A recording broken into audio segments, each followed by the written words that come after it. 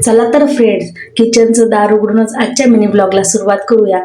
मी रात्रीच किचन साफ करून ठेवते, कारण सकाळी डब्याची घाई असते, त्यामुळे सगळी सकाळची कामे करायला सोपं होतं। म्हणून रात्री स्वच्छ जरी करून ठेवलं तरी पारोशावर काम करू नये म्हणूनच झाडू मारून घेतला। हाय गुड मॉर्निंग सर्वांना। आंघोळ वगैरे करून मी लागले स्वयंपाकाला। आज घरात काही भाजी नव्हती, काय करावे म्हणूनच घरात डब्यात मूग दिसले म्हणून लगेचच मूग भाजायला घेतले।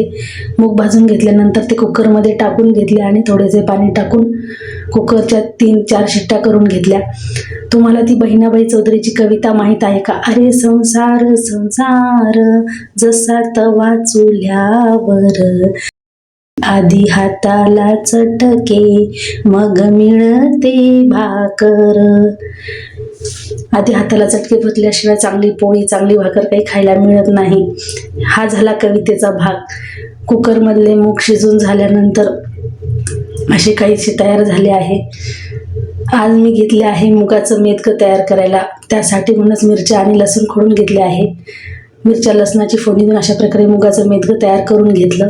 थंडीच्या दिवसात असं गरमागरम मुगाचं मेदकं खायला खूप छान लागतं। माझा स्वयंपाक चालू आहे तोपर्यंतच अथर्वही लगेच अभ्यास करायला बसला। अथर्व काही सध्या शाळेत जात नाही, पण मी त्याला घरी असं काहीसे थोडेसे अभ्यास करायला देते। स्वयंपाक करता करताच पिठाचा डबा उघडून पाहिला तर आज आठवलं की दुपारी दळण करायचे आहे, म्हणून लगेचच दुपारी कामावरल्यानंतर गहू उन्हात वाळत घातले।